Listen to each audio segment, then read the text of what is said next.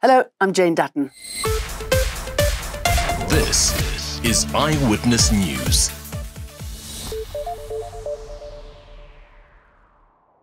The Department of International Relations says it's been notified that 2 South Africans have been killed in the conflict gripping the Middle East. In the early hours of Saturday morning, the militant wing of Hamas launched a surprise attack on Israel from Gaza. The conflict has since descended into a full-blown war, with Israel unleashing rockets on Gaza in response. Thousands of people have been killed so far. Here's DIRCO spokesperson Clayson Munyela. The Department of International Relations and Cooperation can confirm that we have been notified that 2 South African nationals have died in this ongoing conflict between Palestine and Israel. The verification process is currently underway because one of the individuals is reported to have an Israeli ID number. So we need to determine whether there is dual citizenship or what the picture is. On behalf of the South African government, we'd like to pass a message of sincere condolences to the families and the loved ones of our 2 nationals. Our missions in Ramallah and Tel Aviv are coordinating efforts and also rendering consular assistance and services to the families of our nationals. The week has been dominated by the horrific violence committed by both Hamas and the Israeli army. On Saturday, the Palestinian militant group staged an unprecedented attack on Israel. They shot and killed women, men and children, raped, set cars alight and took hostages back to Gaza. Hamas says it's in response to 75 years of illegal occupation and the turmoil imposed on them by Israel. Israel then declared war and launched relentless airstrikes on Gaza. Gazans have been told to evacuate, but with the only functioning exits now closed, they have nowhere to go. Israel has also implemented a complete blockade, cutting off electricity, water, food and fuel supplies to the Strip. More than 300,000 Palestinians have been displaced, and the death toll is staggering. Both sides have lost more than 1,000 people each, and the number is expected to rise.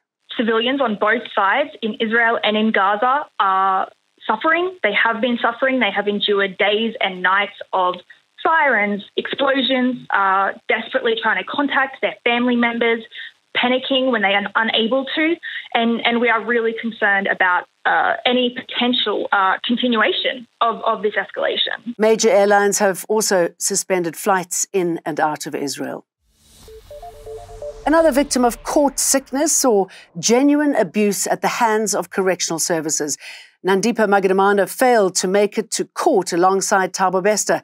The disgraced doctor reportedly collapsed on her way there, and she's now taking legal action against the state after her lawyer demanded that there be accountability for the manner in which she was brought to court. Magidamane's lawyer told the court that she was dragged into the police van in a barbaric manner, with her state of apparent illness being disregarded. But State Prosecutor Amanda Bester told the court that she received a report that Magidamane refused medical attention and started undressing herself in protest when officials were collecting her. In a statement from the Free State Police Commissioner's office, she claims to have been assaulted while at the Kroonstad Prison's hospital wing. The matter will be transferred to the Kroonstad Detective Services for further investigation. So, we're now allowed to fly the flag this weekend after dodging anti-doping sanctions. Will it give us the necessary boost to beat France on Sunday in the semi-finals of the Rugby World Cup? Here's Mawanda Mateza. The Springbok squad to play France in the Rugby World Cup quarter-finals on Sunday features 15 players who played in the 2019 final. Coach Jacques Nienaber has made 11 changes to the team that beat Tonga in their final pool game 2 weeks ago. And in somewhat of a surprise move, Cobus Reinach and Manie Libbok have been the preferred halfback combination, with Faf de Klerk, Handré Pollard and Willy Leroux on the bench. While France will have the home crowd on their side, the Boks have history on theirs, having won 7 of the last 8 games between these two sides, dating back to 2010. And it's all set to be an exciting and entertaining encounter. Kickoff on Sunday is at 9 p.m. Meanwhile, the Proteas made it 2 wins and 2 at the Cricket World Cup after an emphatic 134-run victory over Australia. Quinton de Kock hit his second successive century, while Kagiso Rabada took 3 for 33 to help South Africa inflict the biggest defeat the Australians have experienced in the tournament's history. The Proteas' next game is on Tuesday against the Netherlands. Mawande Mateza, Eyewitness News Sport. I'll definitely be watching. I hope you do too, and we can all celebrate together on Monday. A trial within a trial. That's what's happening today in the Senzo Meyiwa case. That's after murder-accused Muzi Sibiya and Bongani Ntanzi allegedly made confessions about the circumstances of the footballer's death, allegedly under duress. State Prosecutor George Baloyi has asked the court to test the integrity of the confessions. We heard from a senior retired police officer, Colonel Mboto, who told the court how he followed due process when taking down the confession statement, even advising Sibiya to get legal representation, but Sibiya refused, saying he was ready to confess. He says Sibiya made the statement freely and voluntarily, and he seemed positive as he was speaking and essentially implicating himself in the murder of Senzo Meyiwa. We also heard from a second police officer, that is a Constable Munareng, who is stationed at the Ekurhuleni Metro Police Department under the SWAT department. And Munareng told the court that he transported Sibiya to the Diepkloof police station where he made his confession.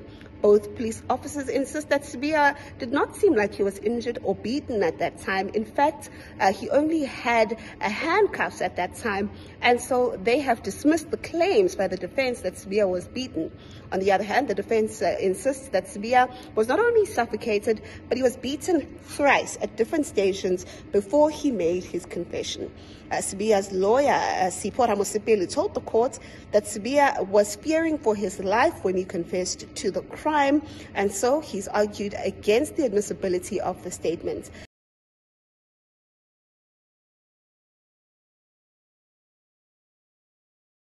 We also learned that the DNA evidence failed to conclusively link any of the 5 men in the dock to the murder scene where the soccer star was killed.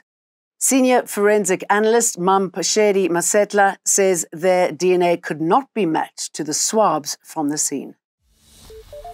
South Africa's population is growing, sadly not in line with the economy. 62 million now live here. Now, that's an increase of 10 million over the last 10 years.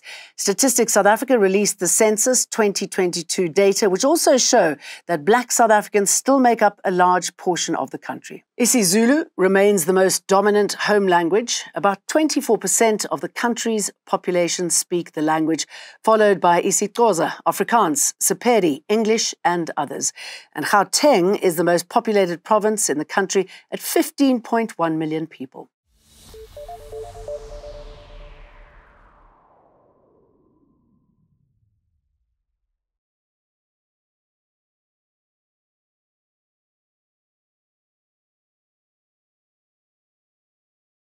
The doctor with no matric to his name and a criminal case against him. That's TikTok's infamous Matthew Bongani Lani, who shared his dubious knowledge about medical and skin affairs to his nearly 300,000 followers. Now, the Gauteng Department of Education has confirmed there is no existing record of a national senior certificate or matric certificate for Matthew Bongani Lani. He's been masquerading on social media as a medical practitioner. The fake doctor's academic journey came to an end in September 2012. He then re-emerged in 2016 at Fourways Adult Centre, where he wrote 3 subjects as a part-time candidate and only passed one of those subjects.